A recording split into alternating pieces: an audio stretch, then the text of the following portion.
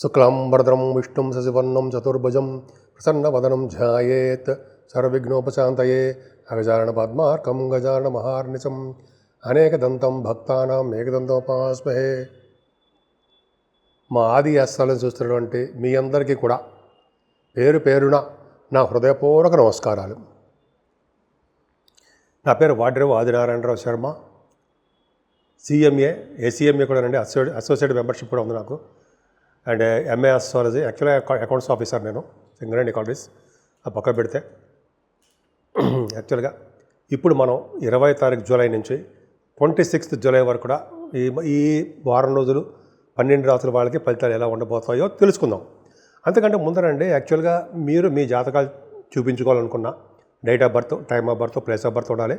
మొత్తం అంతా కూడా చెప్తాను నేనే మీ ఫోన్ రిసీవ్ చేస్తూ ఉంటా. అంతేకాకుండా ఒకవేళ నిజంగా నేను షూటింగ్లో ఉన్నా, పర్సనల్ పనులలో ఉన్నా, లేకపోతే ఈ జాతకాలు చెప్తున్నా కూడా నేను ఫోన్ లిఫ్ట్ చేయలేకపోవచ్చు.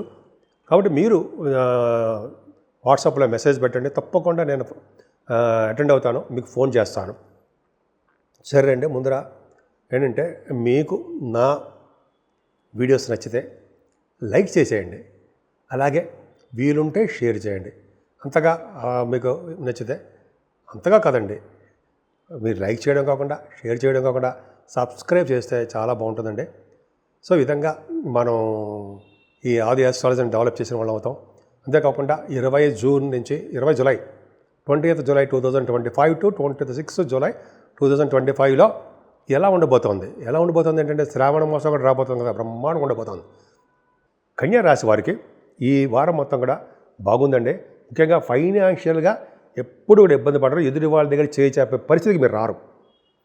కుటుంబంలో వృద్ధి, కుటుంబంలో గౌరవము, అలాగే మీరు ఎక్కడికి వెళ్ళినా మీకు మంచి గౌరవమానాలు, ఫైనాన్షియల్ స్టేటస్ పెరగడాలు, అంతేకాకుండా బాగా ఎక్కువ మాట్లాడాలి, మీ కంటి కూడా బ్రహ్మాండంగా ఉండాలి. అలాగే విశేషంగా ప్రతిభ కనపరచడాలు, బాగా పాటలు పాడడం కాకుండా యాంకరింగ్ వృత్తిలో ఉండాలి, బాగుందండి. అంతేకాకుండా చక్కటి భోజన వసతులు బ్రహ్మాండంగా ఉన్నాయండి. కన్యా రాశి వాళ్ళకి మాత్రం భోజన వసతులు చాలా కంఫర్టబుల్గా బాగుంటుందండి. అంతేకాకుండా మీరు చతుర్థ భావం కూడా చూసుకున్నా కూడా గురు ప్రభావం, 4th house lord యాస్పెక్టెడ్ by 4th house lord, 4th house యాస్పెక్టెడ్ by 4th house lord. So గురుడు తన 4th భావం చూడడం వల్ల సంగీతం అంటే మీకు తెలుసు కదా, మ్యూజిక్ డైరెక్టర్స్ అని అంటాం కదా, మ్యూజిక్ వాయిద్య కళాకారులు అంటాం కదండి, వాళ్ళకి అద్భుతంగా ఉంటుంది. చదువులో ఎటువంటి ఆటంకాలు లేకుండా బ్రహ్మాండంగా ఉంటారు. వాహన సౌకర్యము, గృహ సౌకర్యము, ఆభరణాల సౌకర్యం బ్రహ్మాండంగా ఉంటాయి.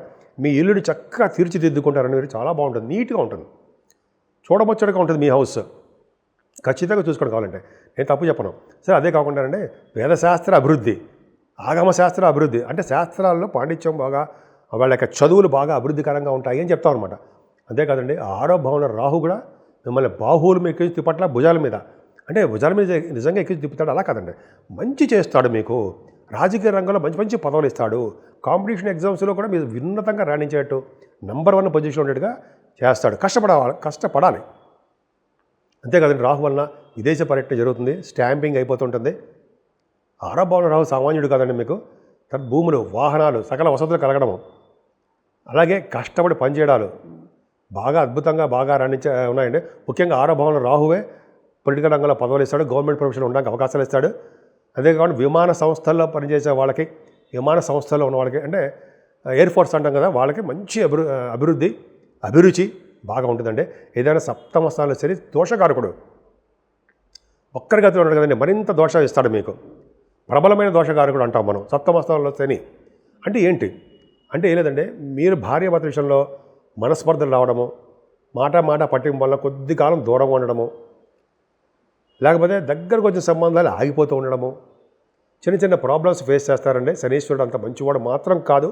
కాబట్టి శనీశ్వరుని ఖచ్చితంగా మీరు ఏంటంటే నిరంతరము శనీశ్వరుడిని ఓం శం శనీశ్వరాయ నమః, ఓం శం శనీశ్వరాయ నమః, ఓం శం శనీశ్వరాయ నమః అని మూలమంత్రం కానీ, తైలాభిషేకాలు కానీ చివరి చెప్పుకుందాం అనుకోండి.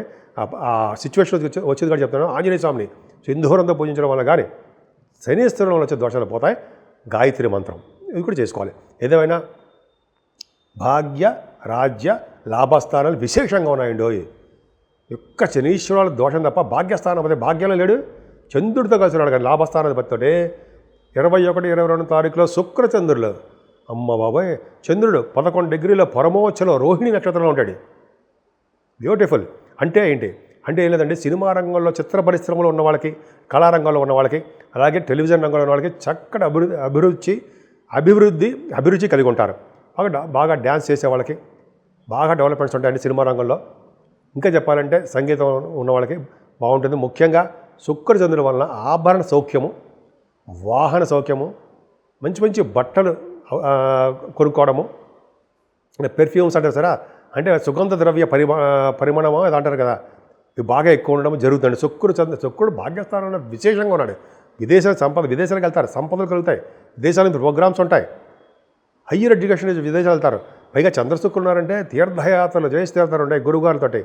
నిజంగా బ్యూటిఫుల్. చాలా ఈ వారం మొత్తం చాలా బాగుందండి. చెప్పుకునేటప్పుడు అలా అనర్గణంగా కంటిన్యూస్ అయిపోతుంటుంది. కంటిన్యూ చెప్తూనే ఉంటాను నేను. వద్దు, గురుచంద్రులు ఉన్నారంటే గజకేసరిగం దశమస్థానం. భాగ్యమ చూసుకుంటే దశమస్థానం ఎంత స్ట్రాంగ్ ఉందండి.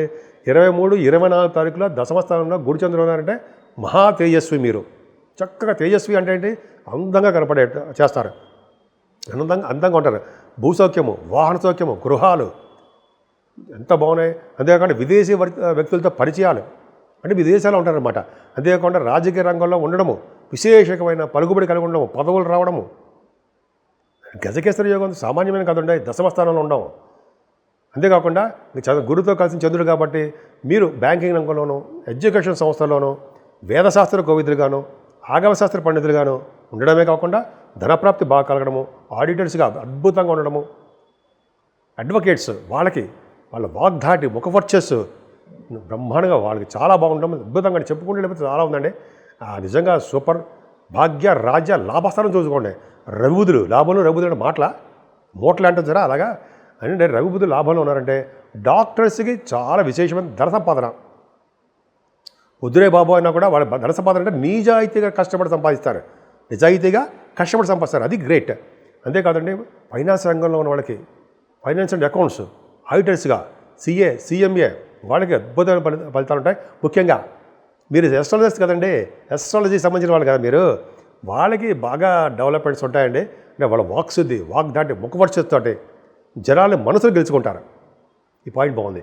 సరే అండి, కుజుడితో కలిసిన కేతువు 12 భావం ఉండడం వలన కొద్దిగా సాఫ్ట్వేర్ రంగ ఉద్యోగస్తులకు కానీ, లేకపోతే రియల్ ఎస్టేట్ రంగంలో వ్యాపారాలు కానీ కొద్దిగా చిన్న ఇబ్బంది కలుగుతుంది.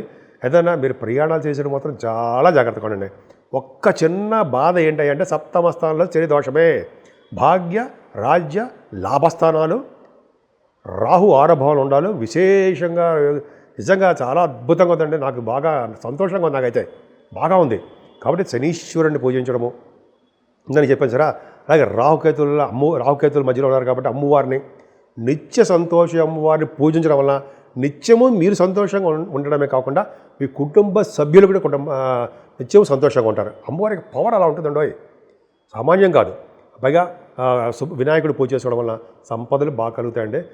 అన్ని రంగాల్లో మీరు ముందంజలో ఉండడానికి అవకాశాలు ఎక్కువ ఉంటాయి. 12 రాశుల వాళ్ళకి మేషరాశి నుంచి మీనరాశి వారి వరకు కూడా పరిష్కార మార్గాలు, అలాగే రెమెడీసు, పరిహారాలు అంటారు సరే, ఇవి చెప్పుకుందాం. ఎందుకంటే ఈ మొత్తం 12 రాశుల వాళ్ళకి ఎక్కువగా ప్రభావం ఉండేది అంటే జనాలందరికీ కూడా రాహు ప్రభావము, శనీశ్వర ప్రభావం, ఇంకోటంటే కాళసర్పదోషం. ఈ 3 ప్రభావాలు చాలా ఎక్కువ అన్ని రాశుల వాళ్ళకి ఆల్మోస్ట్ ఇంచుమించుగా ఎక్కువ అలాగ ఉన్నాయండి. శనీశ్వర దోషం కూడా ఎక్కువ ఉంది. ముఖ్యంగా రాహు గురించి చెప్పుకుందాం. రాహు ప్రభావం వల్ల మరణ మాత్రలు వినడము, లేకపోతే చిన్న చిన్న ప్రాబ్లమ్స్ ఉండడము, అలాగే పీడ, అలాగన్నీ ఉంటాయి. అటువంటివన్నీ దోష పరిహారాల కోసము శుక్రవారం కానీ, మంగళవారం కానీ కనకదుర్గ అమ్మవారిని పూజించడం వలన, నిత్య సంతోషి అమ్మవారిని మనసారా పూజించడం వలన దోషాలు చాలా మటుకు పరిహారం అయిపోతాయండి. అంతేకాకుండా కేతువు కూడా మనకి ఉన్నాడు కాబట్టి మనం పౌర్ణమి వెళ్ళిన చవితి పూట స్వామివారిని పూజించడం వల్ల, గరిగితో పూజించడం వల్ల, గణపతి ఆరాధన చేసుకోవడం చాలా పవర్ఫుల్ అండి. గణపతిని మల్లె పువ్వులతో పూజించడం చాలా విశేషమైన సంపదలు, ఐశ్వర్య ప్రాప్తి, అన్ని రంగాల్లోనూ ముందంజలో ఉండడానికి అవకాశాలు ఎక్కువ. కాబట్టి కాలసర్పదోషం పరిహారం ఉండడానికి అవకాశాలు ఎక్కువ. సెకండ్ పాయింట్, శనీశ్వరుడు వక్రగతిలో ఉండడం వల్ల ఆల్మోస్ట్ చాలా రాశుల వరకు కూడా ప్రబలమైన దోషకారకుడు అయిపోయాడు. అలాగా నవంబర్ వరకు ఉంటాడు ఆయన, ప్రబలమైన దోషాలు ఇస్తుంటాడు అన్ని రంగాల్లో, అన్ని విధాలుగాను. కానీ శనీశ్వరుని శాంతింపజేయాలి అంటే శనీశ్వరుడికి తైలాభిషేకాలు ఖచ్చితంగా చేసుకోవాల్సిందే. ఆంజనేయ స్వామిని వారిని నిత్యం పూజించవలసిందే. సింధూరంతో పూజించవలసిందే. వెంకటేశ్వర స్వామి దగ్గర అఖండ దీపారాధన ధ్వజస్తంభం దగ్గర వెలిగించడం వలన, అలాగే శివాభిషేకాలు చేసుకోవడం వలన 23వ తారీఖుని పైగా మాస శివరాత్రి వస్తుంది. ఆ రోజుని ప్రదోషకాలంలో శివుణ్ణి అభిషేకించి శివుడికి మారేడు దళాలు మల్లెపూలతో పూజించడం వల్ల భార్యాభర్తలు కలిసి ఉంటారు. మల్లెపూలతో పూజిస్తే అలాగే మారేడు దళాలతోటి, మల్లెపూలతోటి, అలాగే తులసి దళాలతో పూజించడం వల్ల నిత్యము స్థిరమైన లక్ష్యం మీ ఇంట్లో ఉండడానికి అవకాశాలు ఉన్నాయి. శనీశ్వరుడి దోషం కూడా పోవాలని ఇంకోటి చేయాలంటే, శనీశ్వరుడి దోషం పోవాలంటే గాయత్రి మంత్రం రోజు 108 సార్లు జపించడం వలన, సూర్య నమస్కారాలు చేయడం వలన, సూర్య నమస్కారాల కంటే ముందర గాయత్రి మంత్రం చేయడం వలన, తల్లిదండ్రులకి సేవ చేయడం వలన, పెద్దలకి సేవ చేయడం వలన, గురువుగారుని పూజించడం వలన, అలాగే పెద్దలని, అలాగే కొద్దిగా బీదలని, పెద్దవారిని, అంటే కొద్దిగా డబ్బు లేని వాళ్ళు అంటారు సార్, అలా వాళ్ళని ఆదుకోవడం వలన శనీశ్వరుడు వచ్చే దోషాలు చాలా మటుకు పరిహారం అయిపోయి తీరతాయి. కాబట్టి మీరు రాహు వలన, కేతు వలన, శనీశ్వరుడు వలన దోషాలు పరిహారం అవ్వడానికి ఇప్పుడు చెప్పినటువంటి ఏది చేసినా పరిహారం మీకు మంచి జరుగుతుందండి. ఏదో ఒక్కటి చేసినకుండా. కానీ 25వ తారీఖు నుంచి శ్రావణ మాసం వస్తుంది కాబట్టి మనం శ్రావణ మాసంలో ఉన్న ఉత్తమ ఫలితాలు ఎలా ఉంటాయి, అలాగే మన శ్రావణ మాసంలో పూజించవలసిన విధి విధానాలు ఏంటో అసలు సపరేట్ వీడియో కూడా చేసుకుందామండి. సో మీ 12 రాసుల వాళ్ళకి ఈ వారం మొత్తం కూడా అద్భుతమైన ఫలితాలు కలుగుతాయని నేను మనస్ఫూర్తిగా కోరుకుంటున్నాను.